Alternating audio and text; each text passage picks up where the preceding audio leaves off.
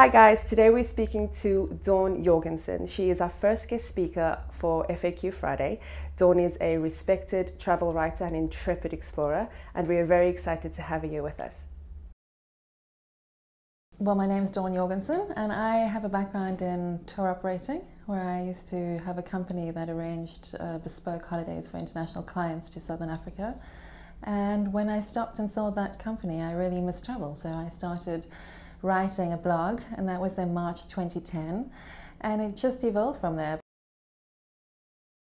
Well, Africa is such a seductive continent, and I have been to some countries, but I think that I'm only just touching on what it has to offer. Within Southern Africa, I've been to not Swaziland or Mozambique, they're still on my wish list, but I've been to Namibia a lot, Botswana, Zambia, Zimbabwe, Tanzania, Kenya, Rwanda, Uganda, Benin, which was very special, Madagascar, which I fell in love with. So yeah, I think really a lot of travel in those areas.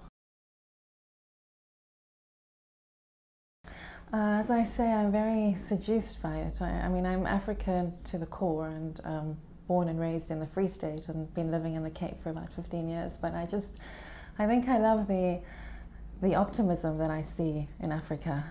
It's an emerging market, it's an exciting market. I like to see all the entrepreneurs and the small businessmen that are making a difference. And it's very seductive. It's got all the game and the beauty and mountains and ocean, whatever you want, you're going to find it there, but you're going to find it with that element of wonderful organized chaos, which I really enjoy. I like the dust under my feet, and I just feel most alive when I'm traveling in Africa.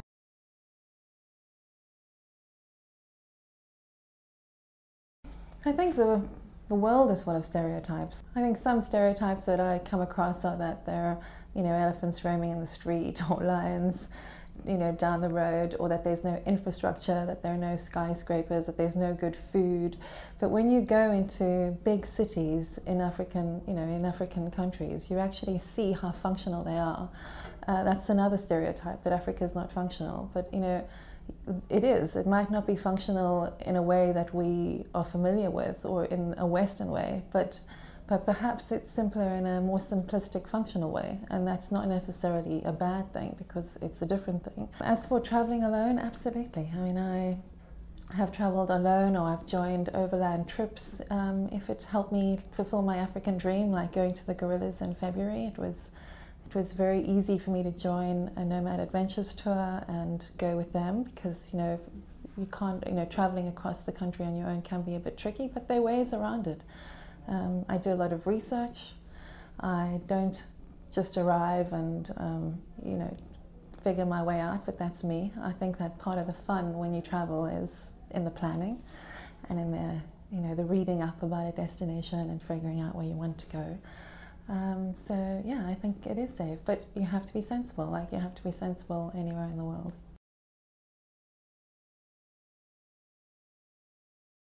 Yeah, I think Rwanda, definitely. Very, very safe, very good infrastructure, easy to get around.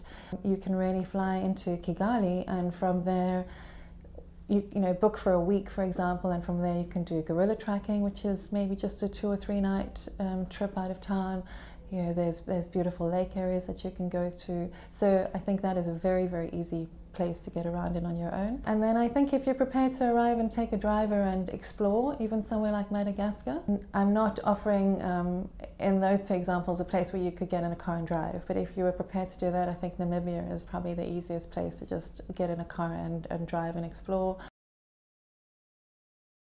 Yes, I take a very comprehensive first aid kit.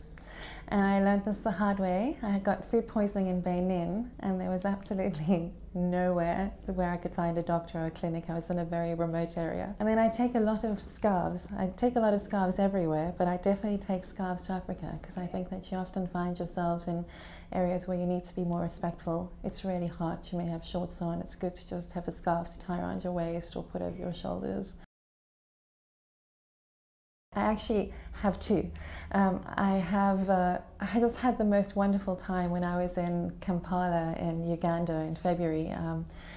I took a boda, which is a motorbike taxi, tour of the city, and it's run by an amazing local Ugandan called Walter, and he was just a taxi driver, and he found that tourists wanted more than an A to B trip, so he's established this amazing company, Walter's Boda Tours, and he now employs 50 drivers, and there were 3 of us, and we just toured the city on the back of a bike. And then on a more calming and scenically beautiful note, I think when I was in Madagascar last year, I stayed on the east coast in the Palmarium Reserve at this tiny little lodge, which just had wooden shutters and was right on the water, and it had lemurs in the tree in a rainforest, and it was just absolutely tranquil and beautiful. Fishing village nearby, and I just learned so much from just being there, and the culture that was around there. It was just completely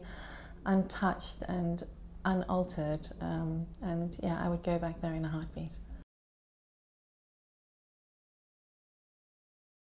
I also should say that not all of my travel is leisure. Well, it's all for the love of Africa and the love of travel, but I've also been involved with Green Pop, who are a wonderful organisation working out of Cape Town, and I was in Livingstone with them in July for Trees of Zambia.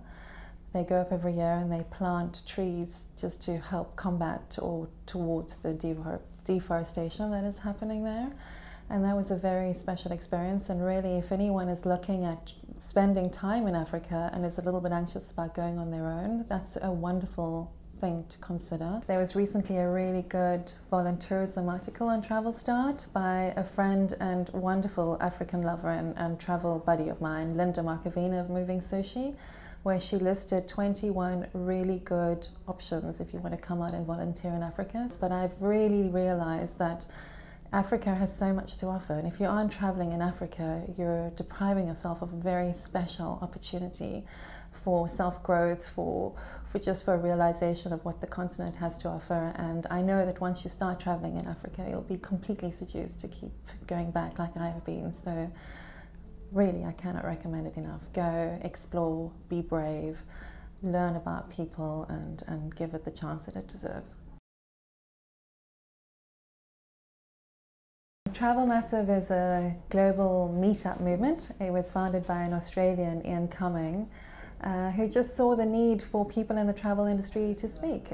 So if you have a backpacker, or if you're a travel writer, or if you're a tour operator or agency, let's just get together on a regular basis and talk, because we're all actually aiming for the same thing in the same market.